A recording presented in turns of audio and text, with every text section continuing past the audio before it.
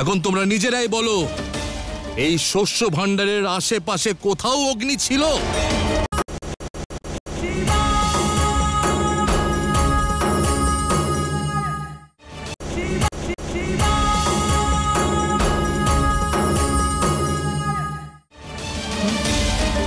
এখন তোমরা নিজেরাই বলো, এই শস্য ভাণ্ডারের আশেপাশে কোথাও অগ্নি ছিল? ছিল না অগ্নি, তাহলে আগুনের ফুলকি কোথা থেকে এলো? ভাবো। বিশ্বাস করো অথবা না করো, কিন্তু আমি বিশ্বাস করি এমন কেউ আছে যে তোমাদের, আমাদের এই প্রিয় গ্রামকে ভয়ের পাশে আবদ্ধ করতে চায়।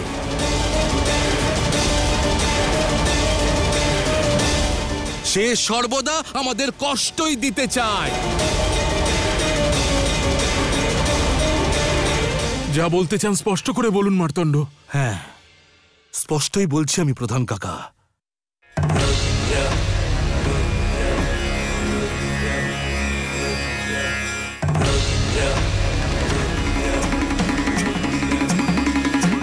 এটা ধরো মহালসা।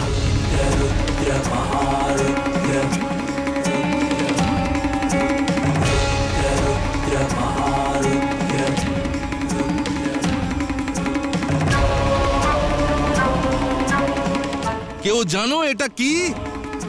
এই চিত্র মহালসা তৈরি করেছে।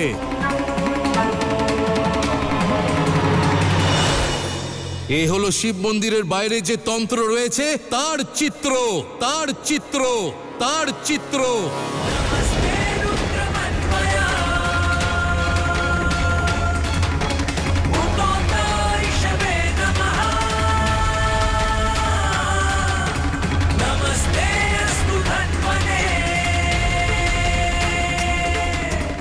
সবাই দেখো, দেখো,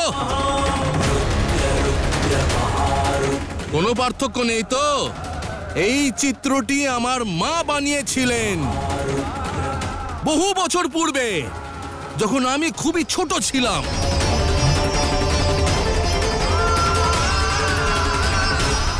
এই চিত্রটি বানিয়েছিলেন বলে আমার মা মারা গিয়েছিলেন।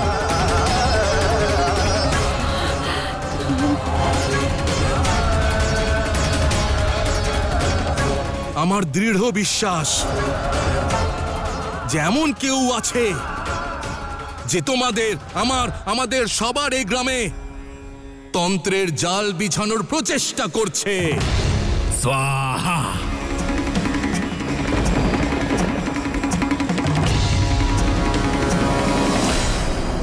তোমাদের সবার সারল্যের সুযোগ নিচ্ছে, তোমাদের শ্রদ্ধার সঙ্গে ছলনা করছে সে।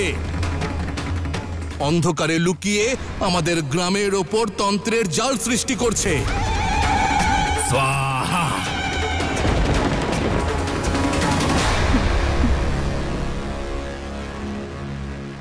সেই শত্রুকে আমাদের খুঁজতে হবে, থামাতে হবে।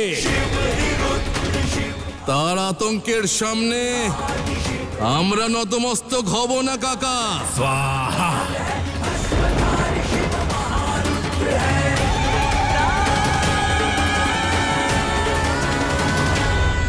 ঠিকই বলেছেন আপনি মার্তণ্ড। একটার পর একটা সংকট ঘনিয়ে এসেছে আমাদের এই গ্রামের উপর। এটা কাকতালীয় হতে পারে না। মার্তণ্ড হয়তো সত্যি কথাই বলছেন। কেউ আছে যে আমাদের ক্ষতি করার চেষ্টা করে চলেছে, আর সে যেই হোক না কেন সে আমাদের এই গ্রামের মধ্যেই আছে।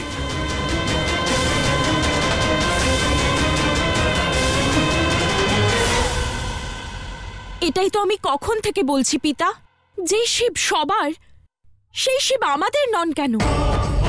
কেন শিব মন্দিরে যাওয়ার অনুমতি নেই আমাদের? এখনো সময় আছে, বোঝার চেষ্টা করো। এ অবশ্যই কোনো অশুভ শক্তির প্রভাবে হচ্ছে। ষড়যন্ত্র সব। এমন কেউ আছে যে চায় নারীরা যেন সমানাধিকার না পায়। আমাদের একসঙ্গে লড়তে হবে, আমাদের মানসিকতার দ্বারা ষড়যন্ত্র ভঙ্গ করতে হবে।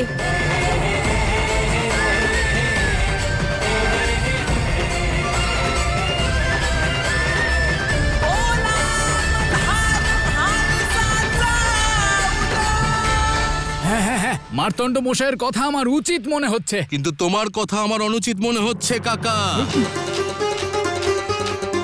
কি সমস্যা? হ্যাঁ, একজন নারী যখন একটি কথা বলল তখন তা অবহেলা করলে, সেই একই কথা যখন একজন পুরুষ বলল তখন প্রশংসা করতে লাগলে। ধ্যাৎ, এ কেমন সমাজ? আরে এ হলো সেই সমাজ যে আজ পর্যন্ত শিবের সঙ্গে শক্তিকেও পুজো করে। আজ সেই সমাজ একজন নারীর চিন্তা, তার সিদ্ধান্ত, আরে তার অস্তিত্ব, তার কথাকে খণ্ডন করতে উদ্যত হয়েছে। যতক্ষণ এই ধারণার পরিবর্তন না হচ্ছে, একজন নারী এবং একজন পুরুষ কখনোই সমান হতে পারবে না। যে সমাজই হোক না কেন, তার একজন নারীর চিন্তা, তার সিদ্ধান্তকে সম্মান করতে জানতে হবে। তখন এই অসাম্যের শৃঙ্খল ভঙ্গ হবে।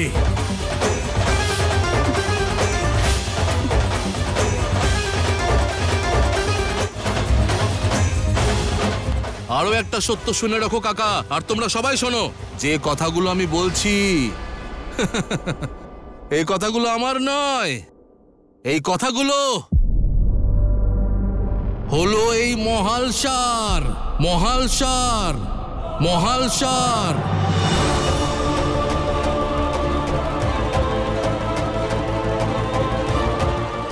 হ্যাঁ, এই কথাগুলো সর্বপ্রথম মহালসাই বলেছিল।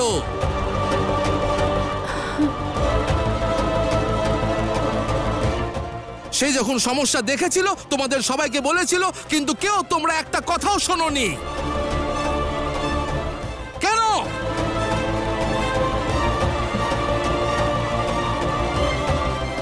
আরে কেন শোনোনি ওর কথা? তোমরা বলো না। কিন্তু যখন আমি বললাম তখন তো সমর্থন করলে, কারণ ও একজন নারী।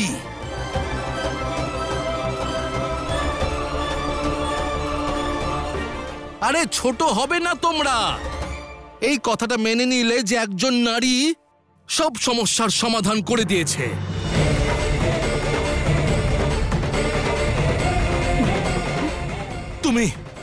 তুমি প্রধান কাকা, আপনি, আমি, মহালসার আমাদের কোনো প্রয়োজন নেই। মহালসা একাই যথেষ্ট।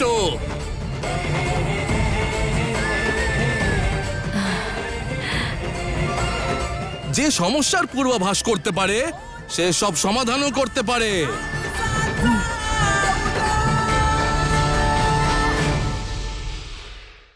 কিন্তু হ্যাঁ,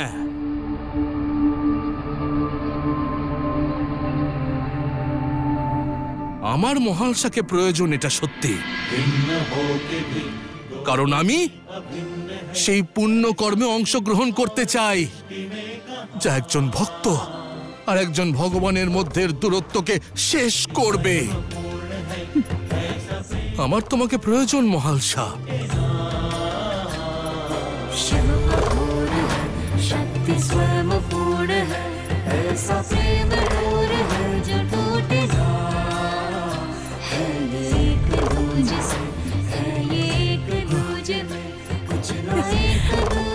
যদি তাই হয়ে থাকে মহালসা, তাহলে আমরা সবাই তোমার সঙ্গে আছি। হ্যাঁ মহালসা, আমরা তোমার সঙ্গে আছি।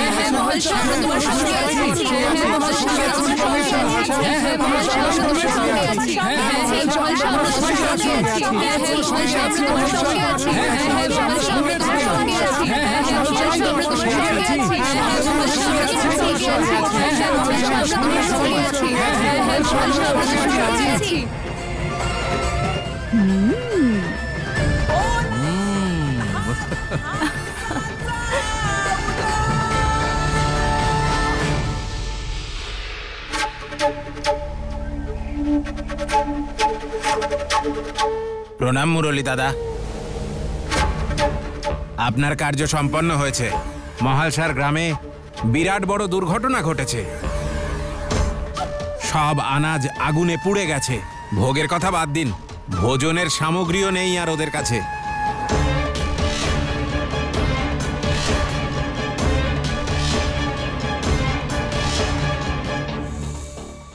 মুরলীবাবু, আমি আগেও বলেছি এই রত্ন বিক্রির জন্য নয়। তোমার ধারণা একেবারে ভুল। সংসারে সকল বস্তু বিক্রি হয়, তার মূল্য সঠিক হতে হবে। আপনি মূল্য বলুন শুধু শেঠ, কারণ এই রত্নটা আমিই নেব। যেটা আমার মন মুগ্ধ করেছে সেটা অন্য কারোর হতেই পারে না। মুরলীবাবু, যা অমূল্য তার কিসের মূল্য?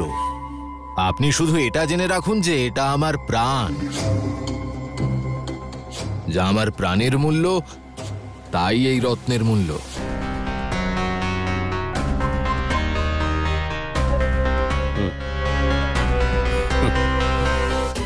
একদম ঠিক বলেছেন আপনি। আপনার যা মূল্য সেটাই এই রত্নের মূল্য।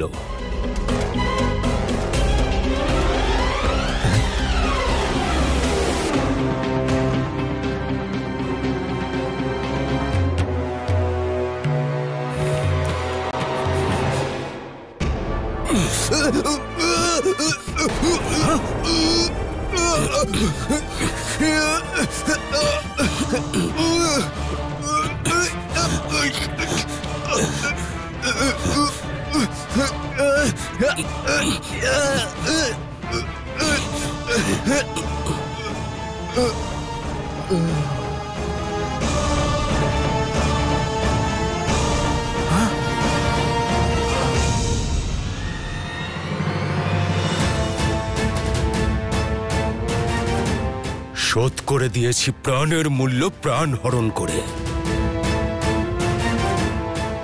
এখন এই রত্ন আমার পক্ষ থেকে উপহার হবে মহালসার জন্য, মহালসার জন্য, মহালসার জন্য।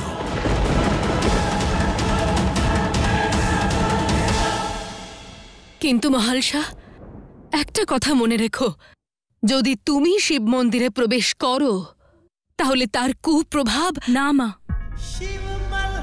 এবার শিব মন্দিরে আমি কেন, এই গ্রামের কোনো নারী পা রাখবে না যতক্ষণ না ওই তন্ত্র ভঙ্গের উপায় পাচ্ছি। আমি স্বার্থপর নই মা, আমার উদ্দেশ্যের জন্য অন্য কারোর প্রাণ সংকটে ফেলতে পারবো না আমি।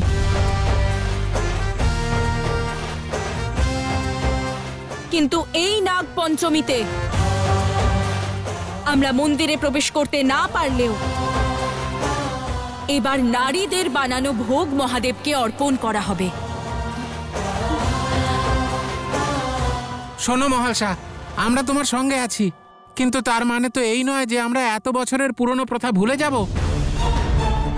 আগে ওই তন্ত্রের শক্তি থেকে মুক্তি পাও, তারপর ভোগ বানাও।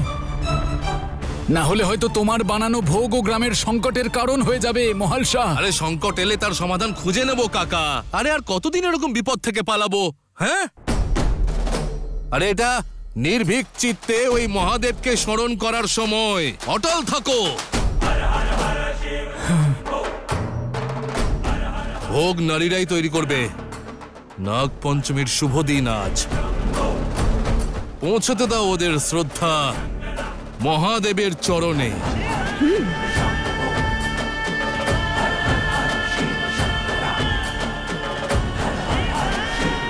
কিন্তু ভোগ কি দিয়ে হবে মার্তণ্ড? গ্রামের সব আনাজ পুড়ে গেছে। এখন ভোগের জন্য সামগ্রী কোথা থেকে আনবো? যেখানে ইচ্ছে থাকে প্রধান কাকা, সেখানে উপায় স্বয়ং সামনে আসে। এই সমস্যার সমাধান আমরা সবাই মিলে করব। বাকি ভোলানাথের ইচ্ছে। হর হর হর মহাদেব, হর হর মহাদেব। হর হর মহাদেব, হর হর মহাদেব, হর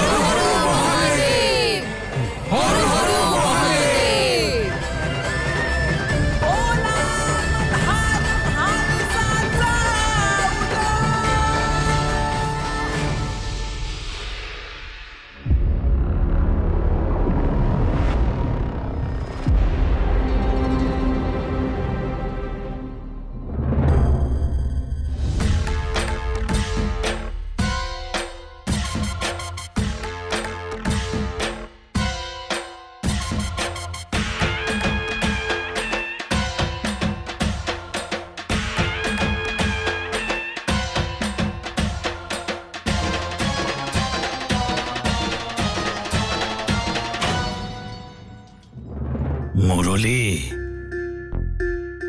এখনো নিজের ক্রোধকে নিয়ন্ত্রণ করতে শিখলে না তুমি? এই বেচারাকে মেরে ফেললে তুমি। আরে বাবা, মানুষের ক্রোধ পরিকল্পনাকে বিপদে ফেলে। আর এটা ভুলে যেও না, এই চাল আমার পরিকল্পনার সবথেকে গুরুত্বপূর্ণ চাল। আমি ওই গ্রামের ওপর বিপদ এই জন্যই ডেকে এনেছি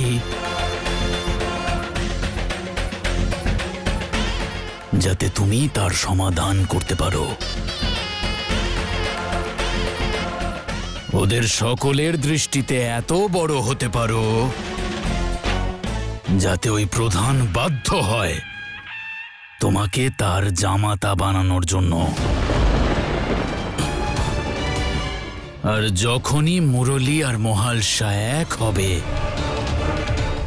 মারতণ্ড আর মহালসা চিরকালের জন্য পৃথক হয়ে যাবে, পৃথক হয়ে যাবে, পৃথক হয়ে যাবে। ওই প্রধানকে চাপে ফেলার চেষ্টা তো আমি করবই, কিন্তু মহালসাকে তোমাকে নিজেকেই প্রসন্ন করতে হবে। আর মনে থাকে যেন, ও কোনো সাধারণ নারী নয়, ও জ্বলন্ত আগ্নেয়গিরি। ভালোবাসার জন্য নিজের পিতার বিরুদ্ধেও দাঁড়াতে পারে।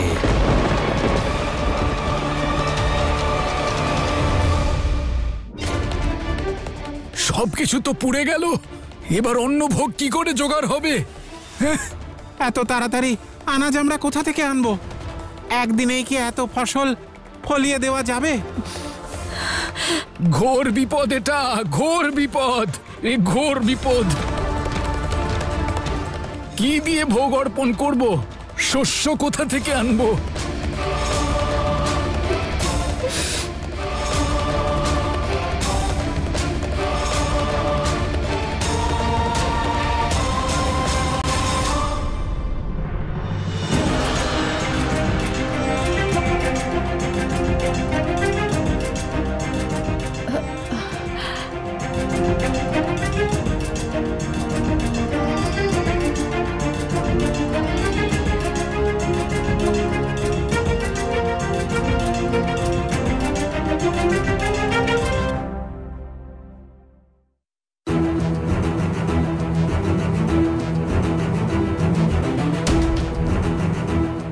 এই সবজির সমস্ত ঝোলা এখানেই নামিয়ে দাও।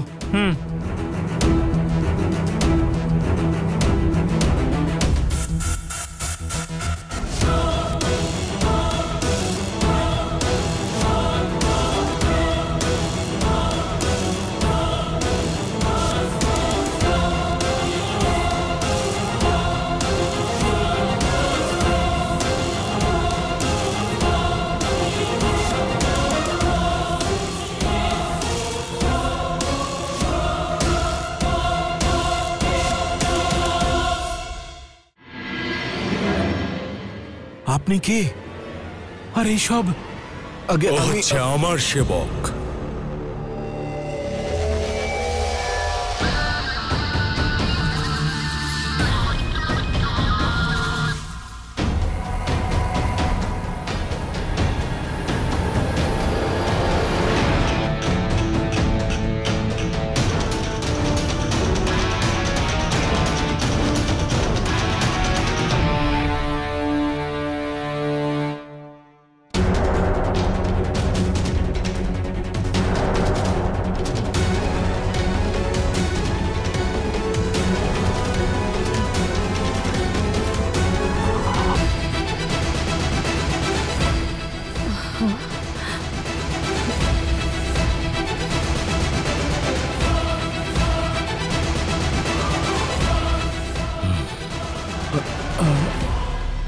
হর হর মহাদেব।